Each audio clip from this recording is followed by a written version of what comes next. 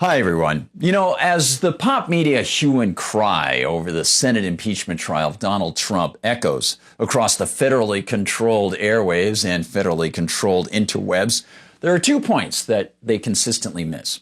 So I'd like to take a moment and discuss them with you so that we can remember them and perhaps hold the dinosaur media and politicians a little more accountable for their own malfeasance. Hi everyone, I'm Gardner Goldsmith for MRC-TV, and I'd like to spend some good time with you to offer a couple historical constitutional points about the impeachment activity happening in the Senate right now. The first one is simple, and it's something that I think we all know in the first place, which is that what is happening right now isn't the impeachment. The Democrats have already done what they've wanted to do since Donald Trump was elected. They have impeached the president. This, of course, right now, is the Senate trial to possibly remove Donald Trump from office. The point being that sloppy thinking about the process certainly abounds, which sheds some light on the larger issue that I want to discuss, the supposed reason that the Democrats impeached Trump in the first place. Okay. See, from the standpoint of anybody who actually has some awareness of the so-called rules of the Constitution, there's a big problem in the Democrats' blather over Trump possibly withholding financial aid to Ukraine until Ukrainian officials investigated Hunter Biden's role at Burisma Holdings.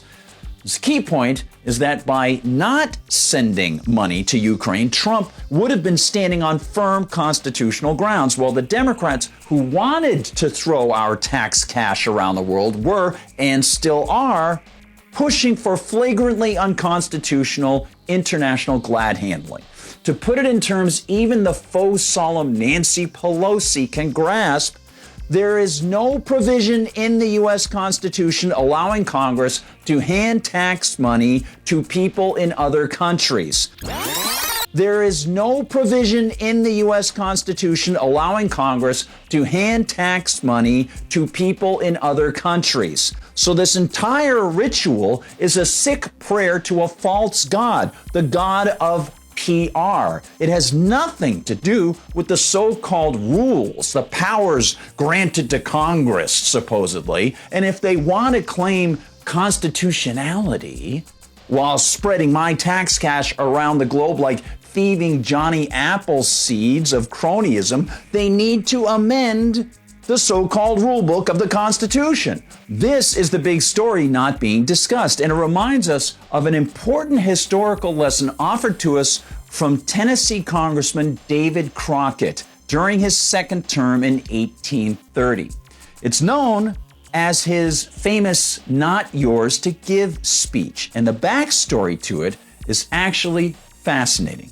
See, at that time, Crockett, in his second term, was in the House, and they were discussing a bill to hand money to the widow of a deceased naval hero. It was money that was over and above what the government had promised and already paid.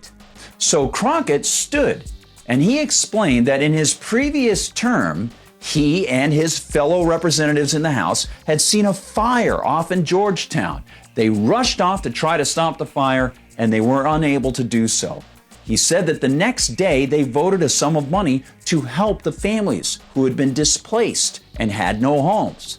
Well, he said later, the next summer after that vote, he was out campaigning in Tennessee, and he came across a farmer and engaged him in conversation. Well, Colonel, I think you've done some darn noble things, and some criminal ones. I will never vote for you again. Now, Crockett was floored, so he said, "Criminal? You said criminal, Mr. Bunce? I demand an explanation of what you meant." Forgive my seeming rudeness, Colonel. I didn't mean to insult you. But last winter, you raised a vote I just can't overlook, which shows, in my opinion, that you have neither the capacity to understand the Constitution nor the ability to be guided by it. But Crockett was confused. He thought there must be some sort of misunderstanding, but the man explained. I'm afraid I don't follow you, Mr. Bunce. I recall no vote last winter upon any constitutional question. Didn't you vote for a bill of $20,000 to relieve some sufferers of a fire in Georgetown? Well, Mr. Bunce, I do admit to that, certainly. But I doubt that anyone could complain about a great and rich nation like ours, given the insignificant sum of $20,000 to relieve suffering women and children. Colonel, if you have the right to give to one, you have the right to give to all. And since the Constitution neither defines charity nor stipulates the amount, you are at liberty to give whatever you think proper to whomever you darn wish. So you see, Colonel, this opens a big barn door, not only for fraud, corruption, and favoritism on the one hand, but for robbing the people on the other. No, sir, Colonel. Congress has no right to give charity. Well, Crockett admitted that the man was right, and he promised the man that if he got reelected, he would never again operate in a fashion that ran contrary to his oath to the Constitution. I want to acknowledge publicly what I've been telling some of you privately. I made a mistake. I voted for an appropriation of money which was unconstitutional and morally wrong. I see now that my error has or will cost you in multiple ways.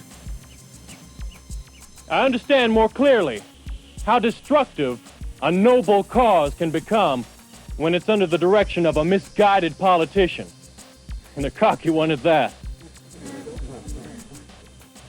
I will never make that same mistake again. In fact, Crockett suggested to his fellow representatives that if they dropped this bill and raised private funds, they could probably raise money privately that would be more than what they were going to take from the taxpayers to give to the widow.